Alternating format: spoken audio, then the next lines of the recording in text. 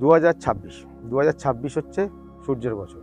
তো এই 2026-এ যাদের ডেট অফ বার্থ 7, 16 এবং 25, অতএব মূলাঙ্ক হচ্ছে 7। আমি তাদের বলবো যে আগের বছরে আমাদের খুব একটা খারাপ যায়নি, মোটের ওপর চলেছে, কিন্তু এই বছরেও আমাদের খারাপ যাবে না।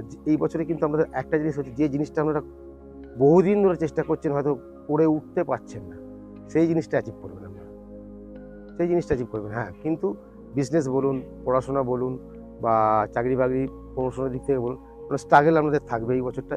তবে চিন্তার কোনো কারণ নেই। বছরের মিডিলের পর থেকে অনেকটা ভালো হবে, অনেকটা স্মুথলি যাবেন আপনাদের।